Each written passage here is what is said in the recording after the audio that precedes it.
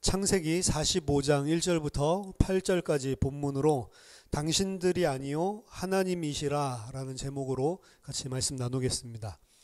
요셉 내러티브에서 오늘 읽은 본문이 어떻게 보면 가장 절정 클라이막스라고 할 수 있는 부분입니다. 형들에 의해서 노예로 팔려가고 애굽에서 종살이하고 감옥살이 했던 요셉이 극적으로 바로 앞에 총리가 되는 것도 굉장한 부분이지만 오늘 부분이 사실은 가장 클라이맥스죠. 드디어 형들 앞에서 정을 억제하지 못하고 큰 소리로 울면서 자기의 신분을 드러내는 이 요셉의 부분입니다. 왜 드러냈냐? 우리가 지난번에 살펴봤지만 요셉이 형들에게 기대했었던 모습들, 요셉이 형들을 시험했었던 부분들을 형들이 잘 통과를 했어요. 형들에게 있는 진심을 발견을 한 것입니다. 1차, 2차의 그 애굽 방문을 통해서 요셉이 조금씩 형들이 변화된 모습들을 알기 시작을 했죠. 처음에 내려왔을 때에는 이 형들이 감옥에 가두게 되니까 스파이라고 모함을 하니까 자기들끼리 애굽 사람인 줄 알고 히브리 말을 못하는 줄 알고 자기네들끼리 이야기를 하죠. 우리가 이런 일들을 당하는 것은 우리가 요셉을 팔았기 때문에 우리 막내 아우에게 우리 동생에게 막내 아우 아니죠. 동생에게 우리가 죄를 지었기 때문에 그 화가 우리에게 미치는 것이다 라고 이야기를 하죠. 그래서 22년 전의 일이지만 그 일 때문에 이런 일들이 온다라고 하는 양심의 가책과 자기들이 죄를 지었다라고 하는 사실을 인식하는 모습들을 발견을 했습니다. 그러면서 그들을 다시 가나안 땅으로 돌려보내는데 시므온을 남겨놨죠. 그러면서 조건이 베냐민을 데리고 오라. 베냐민 데리고 오라고 하는 이유도 이제 베냐민을 통해서 베냐민이 살아있는지, 베냐민이 정말로 안녕한지, 형들이 베냐민을 어떻게 대우했는지 이런 부분들도 확인을 하고 싶었겠죠. 그리고 그 베냐민을 통해서 2차 시험, 형들은 다 살려주고 베냐민만 사로잡히게 되는 그런 일들을 또 모함으로 꾸미게 되죠. 그 일들 가운데서 형들이 전부 다 자기네들은 평안히 가라고 했는데도 불구하고 전부 다 성으로 요셉의 집 앞으로 몰려와서 유다가 이제 그를 대변해서 이야기를 하죠.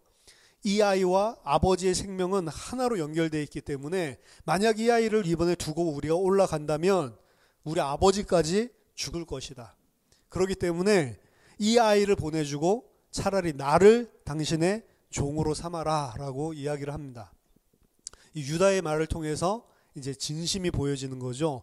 그 형제들의 말이고 그리고 그 형제들의 리더격이 되는 이제 유다가 가장 앞에 서서 자기 자신이 모든 죄를 대속하겠다, 대신지겠다. 그래서 이 유다의 모습 속에서 사실은 그리스도의 모습이 발견되는 거죠. 그래서 유다는 그리스도의 조상으로 세움받는, 부르심을 받는 그런 장면이기도 합니다. 베냐민에 대해서 이런 일들을 하고 형들이 완전히 변화됐다는 사실을 봤을 때 이전에는 자기 동생 죽어도 아무런 상관이 없고 자기 아버지가 옷을 찢고 애통하고 슬픔 가운데 죽을 것 같은 음부에 들어갈 것 같은 그런 애통함 속에 있어도 거기에 대해서 전혀 어떤 그 마음의 감동도 없고 마음의 움직임도 미동도 하지 않았던 이 형제들이 22년 동안 많이 바뀌었습니다. 그렇죠? 대표적으로 유다가 어떻게 바뀌었는지에 대해서 38장에서 다말 사건을 보여주고 있는 거고, 그리고 다말 사건뿐만 아니라 22년 동안 하나님께서 유다와 그 형제들을 작업을 하신 것이죠.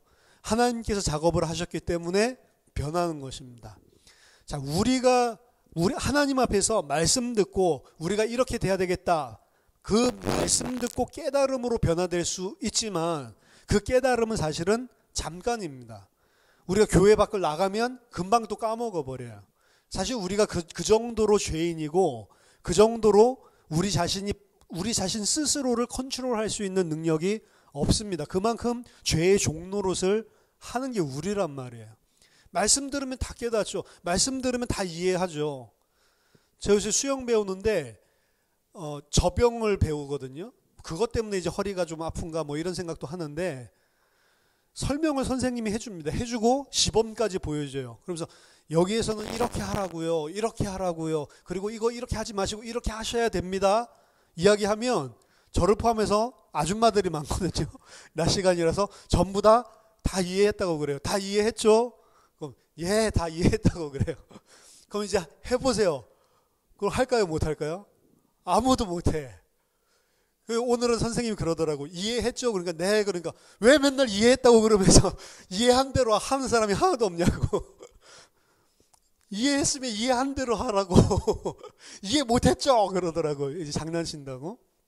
좀 말로 들으면 누가 이해를 못하겠습니까? 근데 그게 실제로 바뀌는 데는 시간이 많이 걸리고 많이 부딪혀 봐야 돼요. 실패도 많이 해보고 실패도 많이 하면서 내가 뭐가 또 잘못됐구나 이거 발견하기도 하고 계속 교정해 나가는 거죠.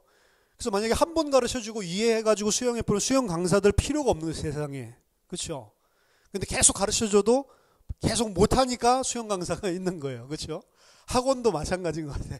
학원들의 선생님들 가르쳐주는 대로 그냥 다 깨달아 버리면 학원 별로 필요가 없어요. 그냥 딱 3개월, 뭐 6개월 딱 그것만 들으면 끝이야. 그렇죠? 근데 들어도 모르죠. 자기 게 안 되죠. 자기 거 되려고 하면 혼자서 계속 연습을 해야 돼요. 혼자서 계속 내 걸로 만드는 반복적인 과정이 없으면 불가능하죠.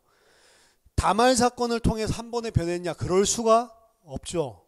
22년 동안 유다가 지금 38장의 유다와 그리고 44장에 나온 유다의 모습으로 바뀌기까지 얼마나 수없이 많은 이 삶들 속에서 부딪힘과 그 속에 좌절과 또다시 깨달음과 넘어졌다가 일어났다가 이런 과정들이 얼마나 많았을지를 여러분들이 아셔야 됩니다. 그건 말하고 있지 않으니까. 근데 우리는 잘 알잖아요. 말씀 은혜를 받아도 그 은혜 받은 게 얼마 못 간다고요, 사실은. 또다시 그 은혜와 정반대되는 것을 하고 있는 우리들의 모습들. 그냥 우리는 참 소망이 없는 거죠. 근데 소망이 있는 이유가 하나 있습니다. 하나님이 몇십 년이 공간에 내 전 인생을 갖다가 붙들고 포기하지 않고 나를 그렇게 만들어준다고 약속했고 그렇게 하신단 말이에요. 하나님의 신실하심이라고 합니다. 그게. 하나님의 신실하심 말고는 우리가 소망이 없는 거예요. 근데 하나님은 우리를 버리지 않고 우리 같으면 포기할 건데 심지어 자식까지도 포기하는 이런 부모님들이 있는 판인데 하나님은 포기하지 않고 우리를 끝까지 붙들고 설득시켜 가지고 하나님이 원하시는 진짜 하나님의 백성으로 만들어 가신단 말이에요. 그래서 변화가 분명히 있습니다. 22년 전의 유다와 10년 전의 유다와 그리고 오늘 지금 요셉 앞에 서 있는 유다의 모습이 분명히 다 다르게 돼 있어요. 분명히 다 성장을 조금씩 하고 있습니다. 그게 하나님의 사람이에요. 그래서 신앙생활을 40년 했는데 아무 변화가 없다. 신앙생활 한 게 아닙니다, 사실은.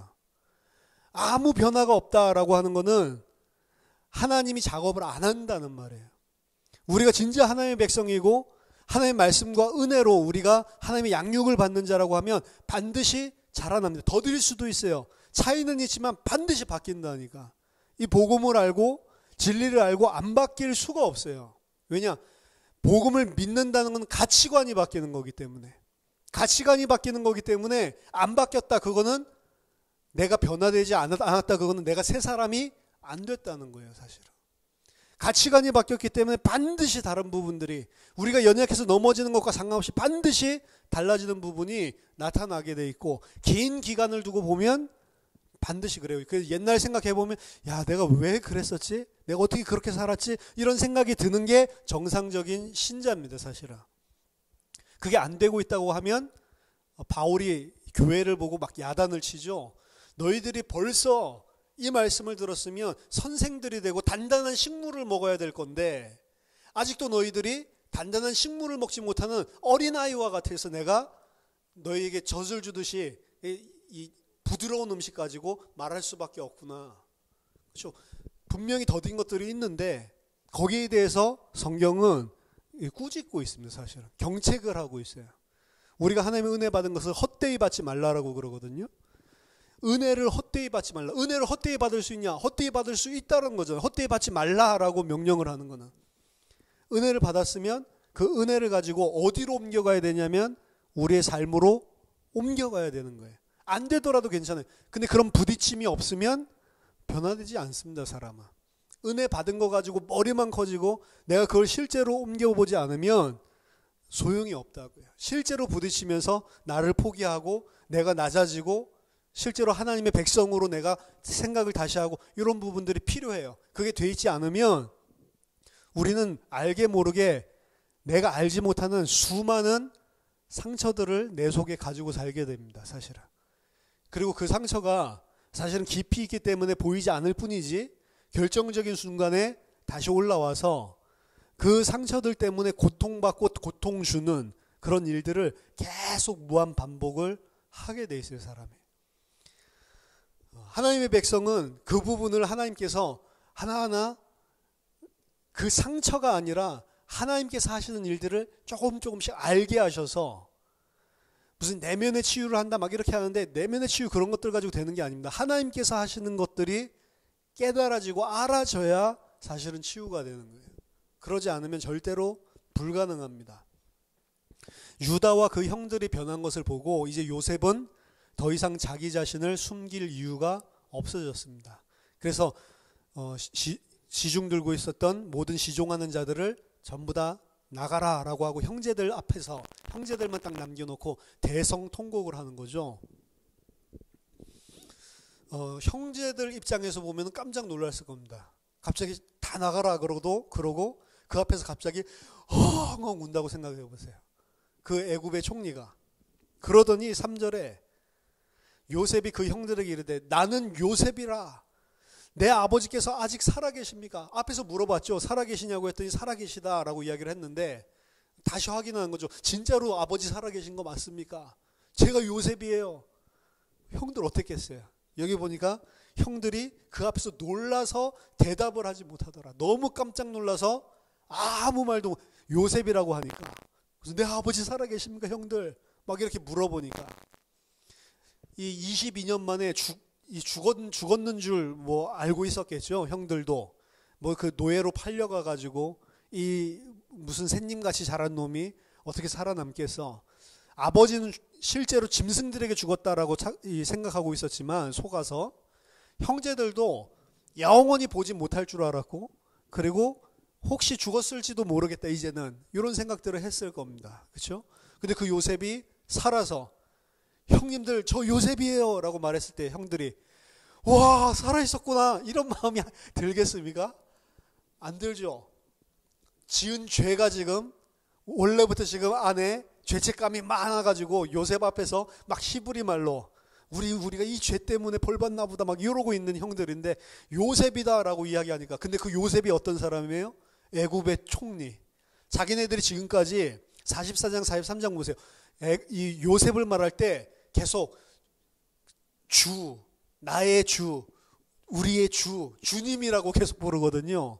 그런 요셉이 그 총리가 바로 요셉이다. 아연실색 할 수밖에 없는 거죠. 그때 4절에 더 놀라운 말을 합니다. 요셉이 형들에게 이르되 내게로 가까이 오소서 얼굴을 보라는 거죠. 요셉이 맞으니까 내 얼굴 보세요. 얼굴 보면 보이겠죠. 22년 지나도 얼굴 보면 보이더라고요. 초등학교 친구 만나서 얼굴 보잖아요. 그럼 초등학교 때 얼굴이 그대로 있더라고요. 그렇죠? 여러분도 옛날 초등학교 친구도 한번 그 뭐 페이스북 뭐 이런 데 가서 사진 한번 봐보세요. 진짜로 똑같아. 그 얼굴이 그대로 있어요. 가까이 오소서. 그들이 가까이 가니 이르되 나는 당신들의 아우 요셉이니 당신들이 애굽의 판자라. 이 말 들었을 때 또 마음이 어땠을까요? 난 요셉입니다. 이것도 깜짝 놀라서 막 찔리고 있는데 당신들이 애굽에 팔았던 그 요셉입니다 라고 이야기해요. 4절 5절이 뭐 금방 넘어가지만 사실 형들 입장에서는 아이고 죽었구나. 그렇죠? 당신들이 팔았던 나 요셉이 지금 총리가 됐습니다 라고 이야기하는 거잖아요.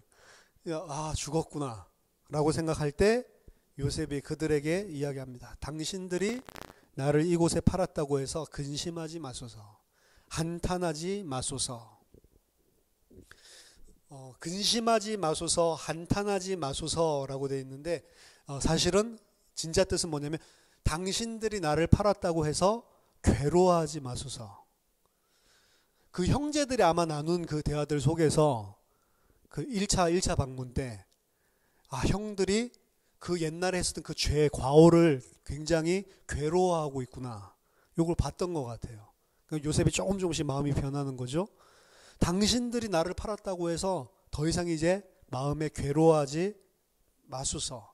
그리고 여기서는 한탄하지 마소서라고 돼 있죠. 한탄하지 마소서가 아니고 그리고 당신들 자신에게 화내지 마소서. 내가 왜 그런 짓을 했지? 막 진짜로 죄를 뉘우쳤을 때 그런 짓을 한 내가 바보 같고 그런 짓 한 내가 막 밉고 화가 난 그 부분을 이야기하는 겁니다. 그러니까 형들이 완전히 옛날에 요셉 한 거에 대해서 회개하고 돌아왔다라는 걸 분명히 이 본문이 보여주고 있는 거죠. 하나님이 생명을 구원하시려고 나를 당신들보다 먼저 보내셨나이다. 이 땅이 2년 동안 흉년이 들었으나 아직 5년은 밭갈이도 못하고 추수도 못할지라 하나님이 큰 구원으로 당신들의 생명을 보존하고 당신들의 후손을 세상에 두시려고 나를 당신들보다 먼저 보내셨나니 그런즉 나를 이리로 보낸 이는 당신들이 아니요 하나님이시라. 자, 이 요셉의 이 말을 보면 형들을 처음에는 위로하는 모습들을 보입니다. 형들 괴로워하지 마세요. 나를 팔았다고 그 일 때문에 자책하지 마세요. 그것 때문에 형님들 자신에게 화를 내거나 그것 때문에 한탄하지 마세요 라고 형들을 위로해 주는 것을 보여줍니다. 이건 뭐냐면 요셉이 형들을 완전히 용서했기 때문에 나올 수 있는 그런 표현이에요.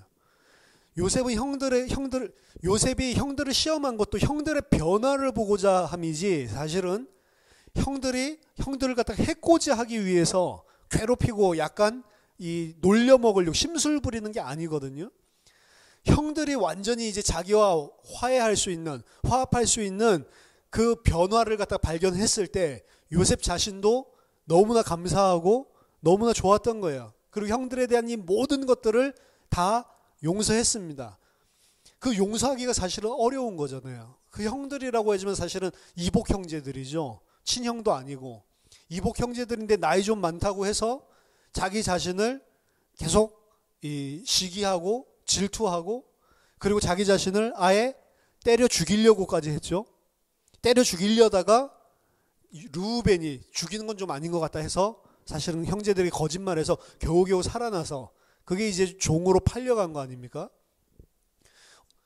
형들 말고 요셉의 입장을 생각을 해보면 요셉도 엄청나게 고생을 그 일 때문에 많이 한 사람입니다. 요셉이 울었다 이런 것들 하나도 안 나오고 요셉이 진짜로 이 애굽에 팔려와서 너무 힘들어했다라는 게 하나도 안 나오죠. 성경에는. 그럼 요셉 너무 씩씩하죠. 하나님과 함께하고 하는 일들 다 형통하게 잘 되는 것 같고.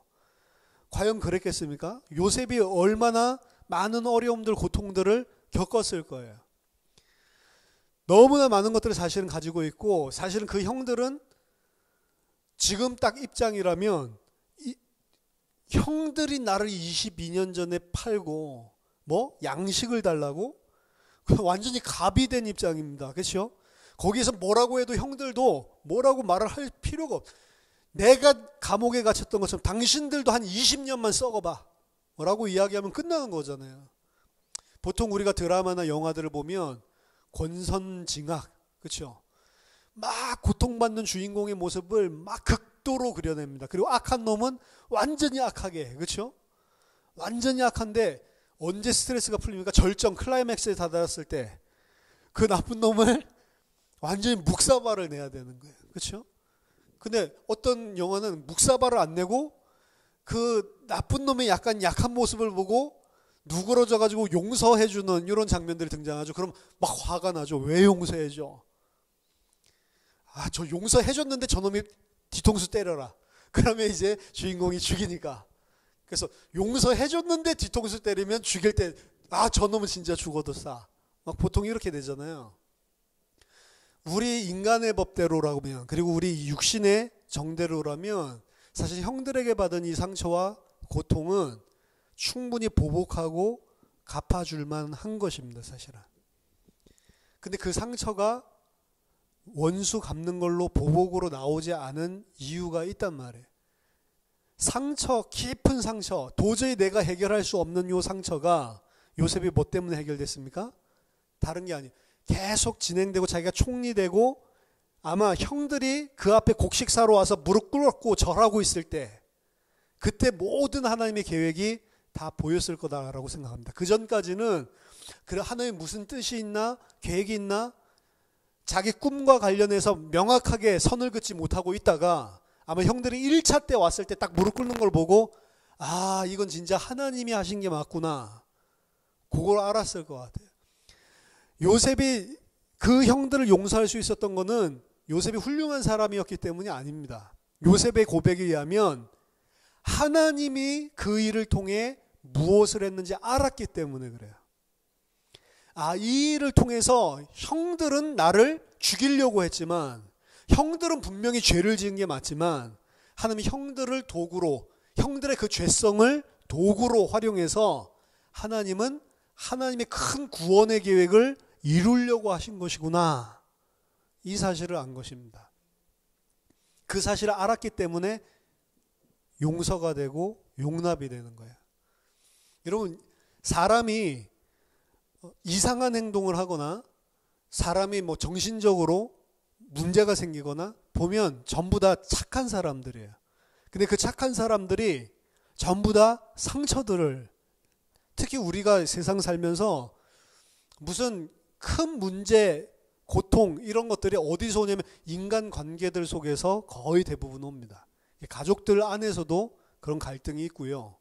그리고 가족들 아니면 무슨 나랑 제일 가까운 사람이었던 사람 이런 사람들에게 상처받는 것들이 많이 있어요. 그래서 교회에 다닐 때도 믿음의 문제라고 하면 내가 믿는 거는 상관이 없는데 항상 교회 안에 교회 생활에 문제가 되는 거는 사람이 문제입니다. 그래서 사람 쳐다보지 말라라고 이야기를 하는 거예요. 교회 왔을 때 사람 쳐다보지 마라. 더더군다나 그 사람이 목사라면 더 문제겠죠. 그렇죠. 목사랑 나랑 딱 상처가 이 갈등이 생겨요. 그럼 이제 신앙생활 100% 못하는 거죠. 그렇죠? 말을 해도 이 성경을 가지고 이야기하고 설교를 해도 어떻게 들리겠어요? 아, 지랄하네.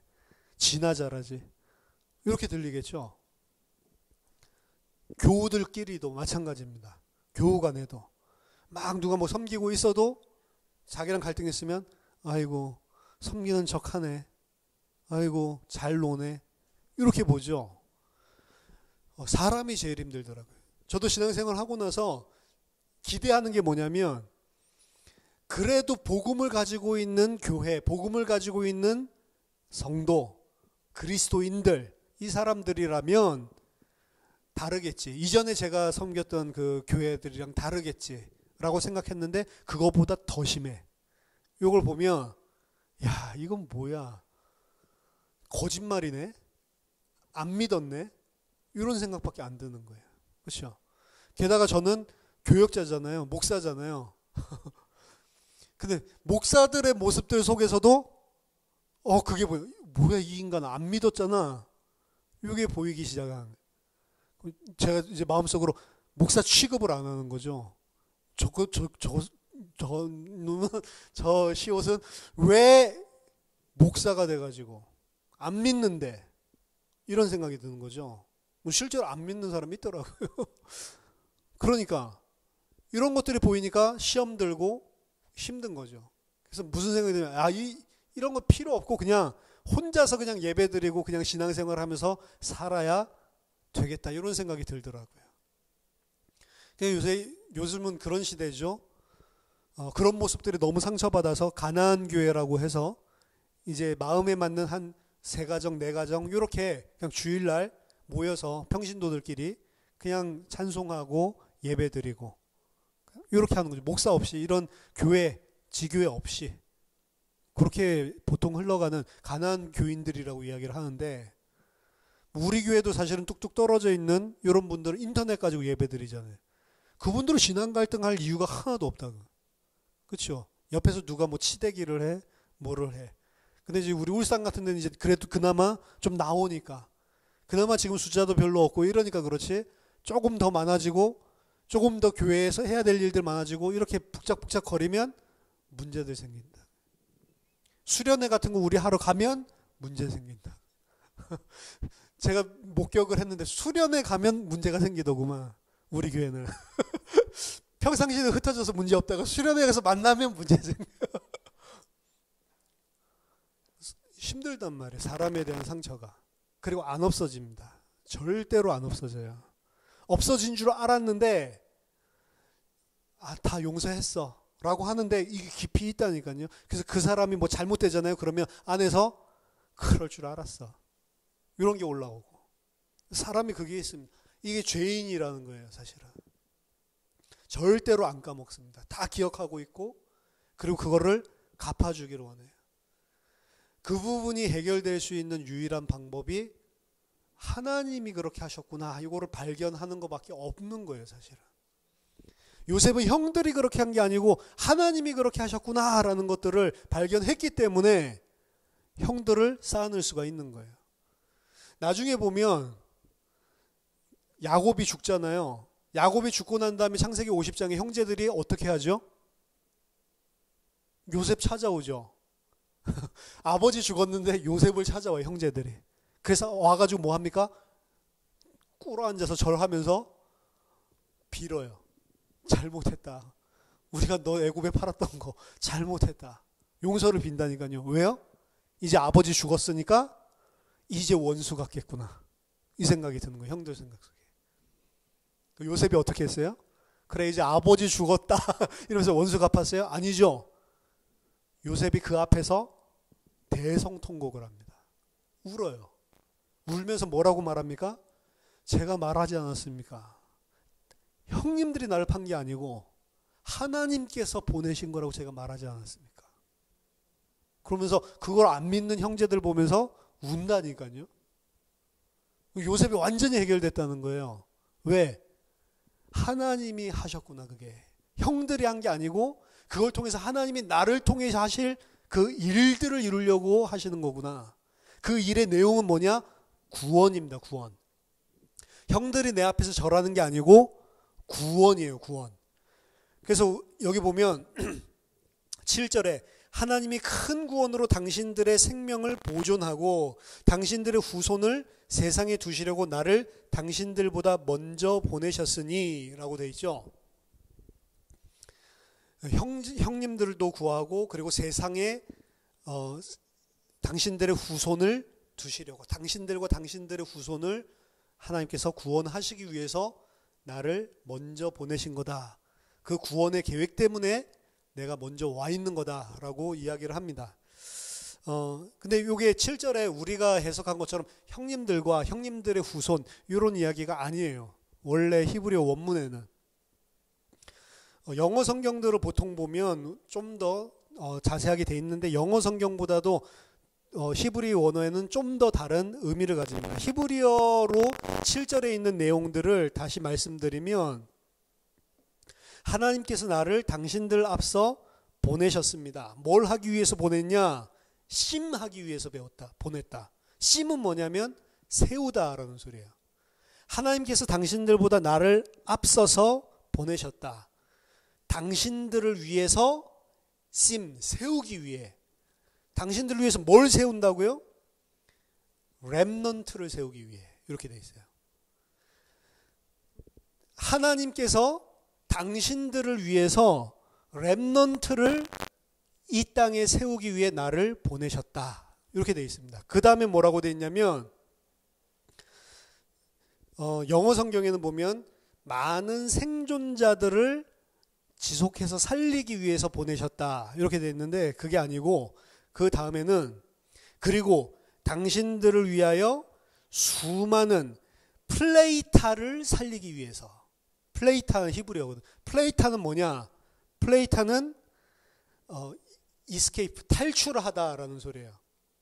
그럼 플레이타는 보통 성경에서 뭐라고 쓰이냐면 그냥 탈출이 아니고 심판으로부터 탈출한 자. 그래서 하나님이 나를 먼저 보내신 거를 이야기할 때 물론 그 문맥 속에서는 형들이나 그리고 이 글을 읽는 사람 그 문맥 속에서는 이거를 형들과 그리고 그 형들의 남은 자들, 후손들 이렇게 생각을 할 수가 있는데 원래 이야기하는 건 더 큰 하나님의 구속 역사를 이야기하고 있는 거라고요.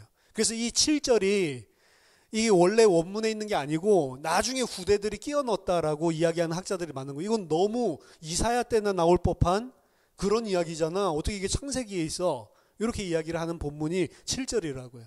왜냐하면 이사야 렘넌트 사상 이런 부분들이랑 통하는 거기 때문에. 자, 하나님께서 나를 보내셨다. 당신들을 위해서 렘넌트를 세우기 위해서. 첫 번째. 그리고 두 번째. 당신들을 위해서 심판으로부터 탈출한 자를 살리기 위해서 보내셨다. 그럼 렘넌트는 뭡니까? 어린 사람 렘넌트예요? 아니죠? 렘넌트 뭐예요? 구약 성경 안에서 렘넌트라고 하는 사상들이 있습니다. 렘넌트가 뭐예요? 하나님의 언약을 끝까지 붙잡고 살아남은 자라는 소리거든요. 더 중요하게는 죄 가운데 이스라엘이 다 빠졌는데 하나님이 그 죄 가운데서 남겨놓으신 자라고 하는 거거든요. 그럼 이스라엘 역사를 봤을 때는 하나님이 죄 짓는 우상 숭배하는 이스라엘들을 전부 다 쳐내신다고. 이게요, 언약이 누구랑 처음 체결되면 아브라함이랑 체결되거든요. 아브라함에게서 체결됐던 게 이삭에게, 이삭에게 갔던 게 야곱에게, 야곱에게 갔던 게 12아들에게, 12아들이 나중에 이스라엘이 되죠. 그래서 이게 한 명에게 줬었던 이 언약이 어떻게 돼요? 아브라함 이후에 이스라엘이 국가를 이루면서 민족을 이루면서 확산이 된다고요. 근데 이 이스라엘이 확산돼서 한 국가를 이루고 그리고 한 땅을 차지하는 나라가 됐는데 이 안에 있는 그 이스라엘을 구성하고 있는 사람들을 어떻게 해요? 전부 다 폐역했다고. 다 우상 숭배를 한다고. 그러니까 하나님이 이들을 심판하시고 쳐내시죠.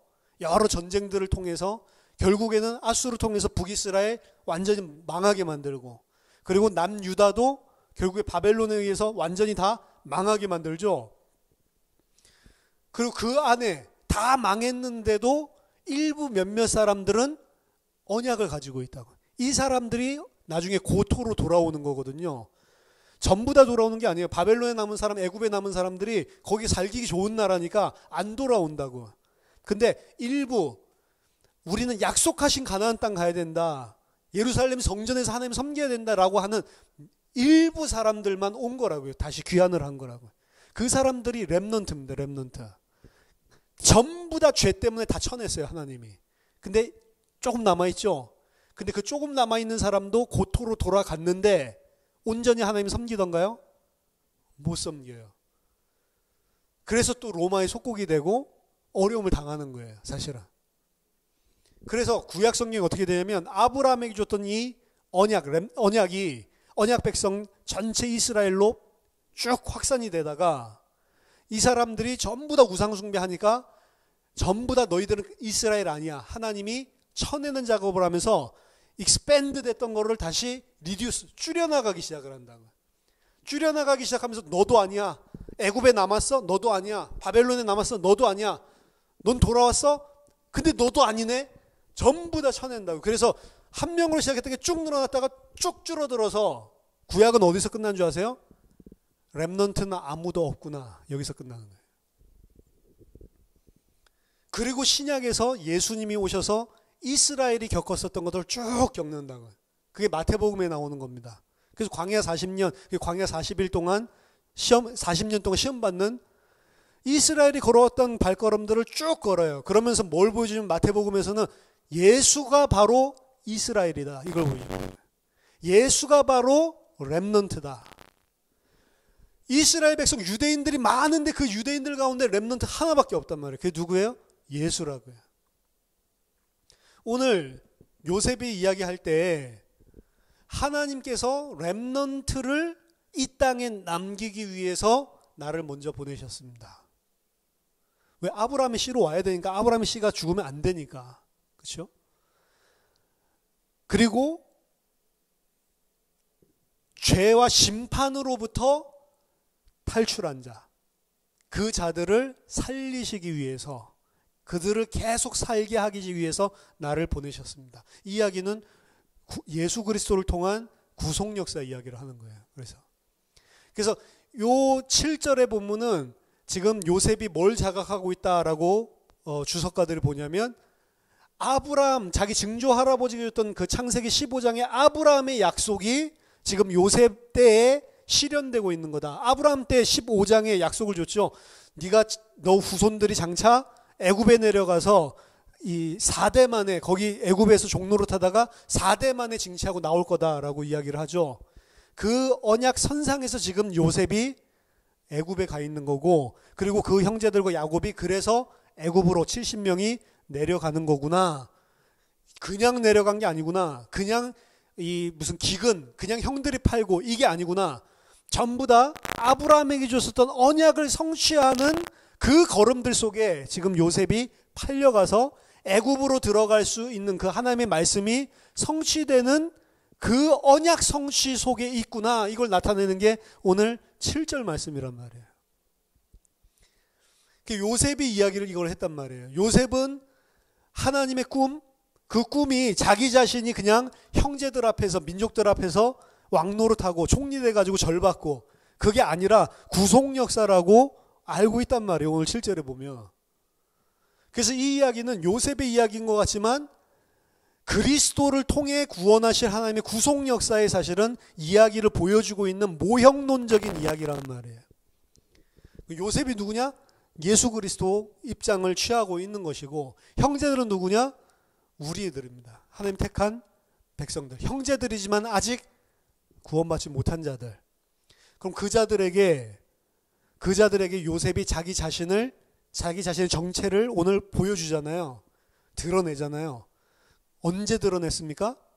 그 자들이 죄인이라는 사실을 알았을 때.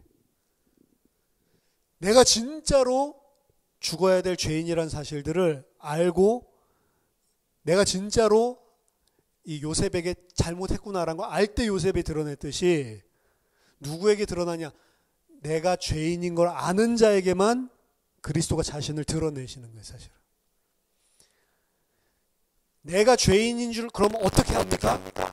요셉이 만든 플롯에 의해서. 내가 죄인이라는 사실은 내가 아는 게 아니고 전부 다 플롯에 의해서 그렇게 내가 깨달을 수밖에 없도록 요셉이 계속 리마인드를 시켜주는 것들을 제가 쭉 계속 말씀드렸습니다. 요셉이 계속 그 형들이 과거에 요셉에 대한 생각을 하지 않으면 안 되게끔 계속 일부러 매니플레이션을 한단 말이에요. 내가 한 것 같은데, 형들이 깨달은 것 같은데 아니죠. 요셉이 깨닫게 만들어줘서 형들이 양심이 찔린 거죠. 사실은 내가 회개한 것 같은데 내게 회개할 수 있는, 자각할 수 있는 힘이 없다니까요. 어떻게 해서 할 수 있어요? 내게 깨닫게 해줘야. 근데 그 죄는 뭔가요? 형들이 깨달은 죄가 뭐죠? 요셉을 죽인 것입니다. 우리가 깨달을 죄도 뭐죠? 예수를 죽인 거예요, 사실은. 내 죄가 내가 바로 예수를 죽였구나라고 하는 그 죄가 안 깨달아지면 그 죄를 깨달은 게 아닙니다. 그 죄는 그냥 순수하게 일반 종교나 그냥 종교 없더라도 일반 도덕 윤리적으로 사는 사람도 깨달을 수 있는 죄예요. 그거는. 성경에서 이야기하는 죄는 그 죄가 아닙니다.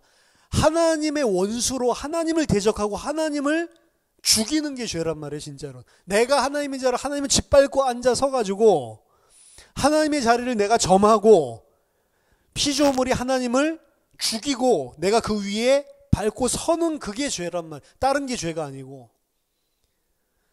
예수를 죽였다. 하나님이 육신을 입고 이 땅에 오신 분이 예수님인데, 하나님이 만약 나보다 힘이 없다 그러면 우리는 어떻게 해요? 인간들은, 죄인은 그 하나님을 죽여버린다니까요.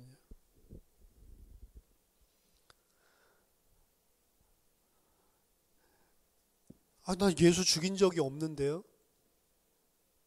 난 예수님을 십자가에 못 박아 죽인 적이 없는데. 로마 군병이 그렇게 했는데요.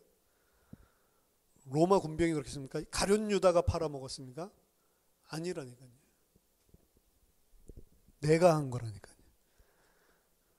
내가 언제야? 빌립보서 3장에 보니까 위의 것을 생각하지 않고 땅의 것을 생각하는 자, 내 배를 신으로 섬기고 있는 자, 그 사람이 십자가의 원수로 행하고 있다라고 이야기하면서 바울이 눈물을 흘립니다. 하나님 필요 없이 이 땅의 육신, 세상의 육신 기준 그거 붙잡고 내 배를 채우기 위해서 살아가고 있는 그게 예수 그리스도를 십자가에 못 박고 죽이는 거라니까요. 그게 예수 그리스도, 그게 하나님을 짓밟고 내가 하나님 노릇 하려고 하는 거라니까요.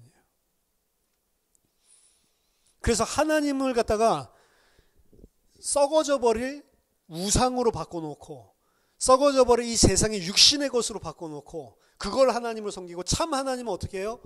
알면서도 감사하려고 하지도 않고 알면서도 영광을 돌리려고도 하지 않는다라고 이야기하죠. 로마서 1장에 보면. 그게 누구예요? 이방인들의 죄. 모든 사람이 다 그렇게 산단 말이에요.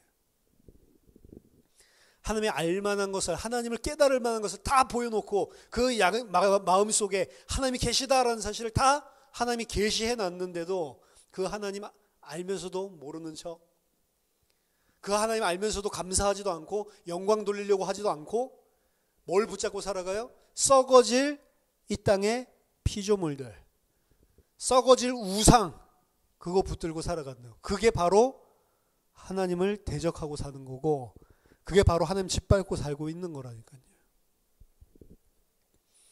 그래서 가룟 유다만 예수님을 죽인 게 아니고 다 죽인 겁니다. 사실은 모든 자들이 다 죽인 거예요. 내가 가룟 유다 자리에 섰으면 나도 예수님을 배반하고 팔 수밖에 없단 말이에요. 내가 가인입니다. 사실은 성경에 나오는 모든 죄인들의 모습, 내가 이 형들이라니까. 여기 보면 요셉이 아니고. 그래서 팔아치우는 겁니다.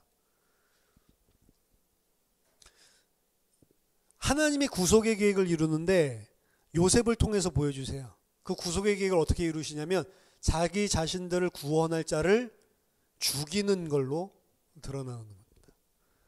그리고 신약에서 그 모형이 실제화된 게 예수를, 우리를 구원할 자를 죽이는 거죠. 근데 이 요셉이 이야기한 거 보세요.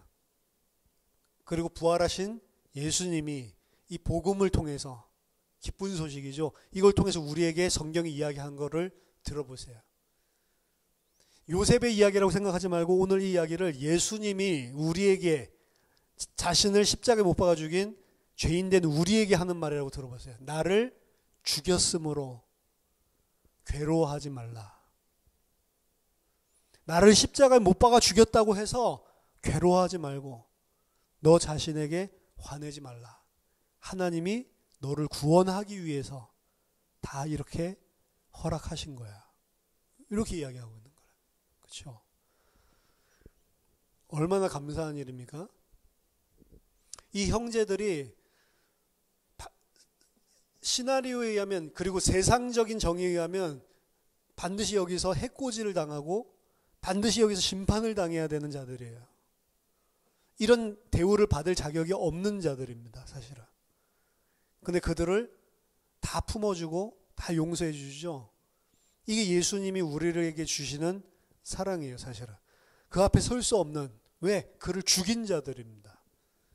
근데 그게 다 너를 살리려고 내가 한 거야 라고 이야기를 하는 겁니다. 여기서 하나님이지만 예수님 자신이 성자 하나님이시기 때문에.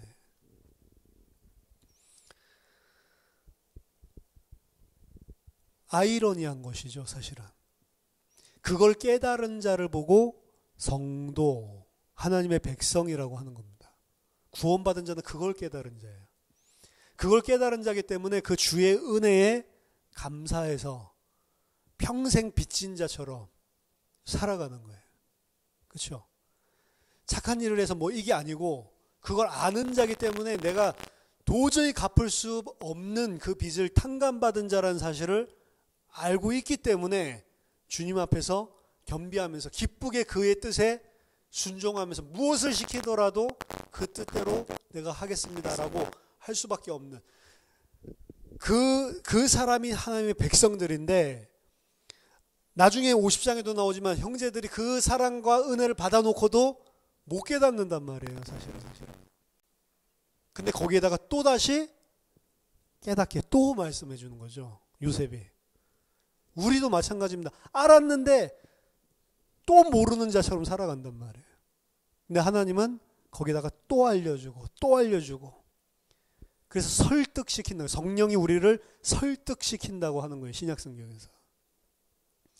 왜? 우리는 지정의를 가지고 있고 내 의지를 다 가지고 있는 사람이기 때문에, 그런 이 인격적인 존재이기 때문에 우격다짐으로 예수님이 나 사랑해? 사랑한다고 말해. 이게 아니고 진짜로 마음속에서 그 은혜와 사랑이 감사해서 감격해서 주님 정말 사랑합니다. 정말 감사합니다. 이게 우러나올 수밖에 없도록 우리를 설득시켜 나가시는, 그걸 보고 신앙생활이라고 하는 겁니다.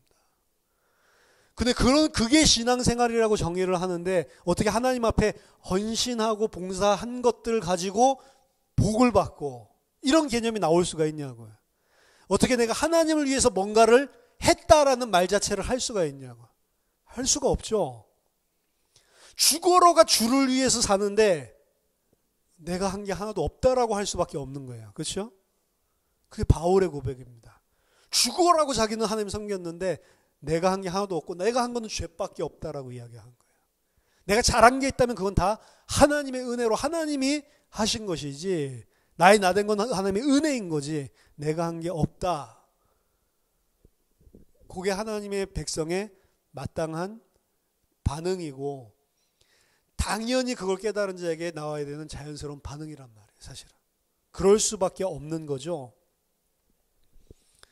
로마서 8장 28절 보면, 우리가 알거니와 하나님의 사랑하는 자 곧 그의 뜻대로 부르심을 입은 자들에게는 모든 것이 합력하여 선을 이루느니라. 오늘 이 형제들이 요셉을 판 그 죄에, 자신들의 죄성 때문에 동생을 갖다 죽인 그 일들도 다 합력해서 선을 이룹니다. 그 선은 뭐냐면 구원 계획, 구속 계획이 이루어지는 게 선이에요.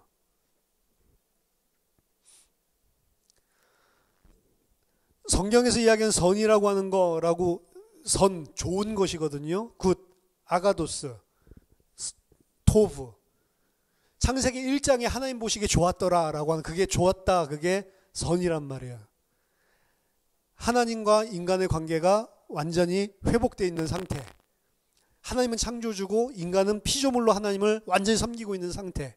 그리고 그 인간의 발 아래 모든 만물이 복종되고 통치받고 있는 상태. 하나님, 인간, 만물, 요 관계가, 질서가 그대로 유지되고 있는 상태가 선.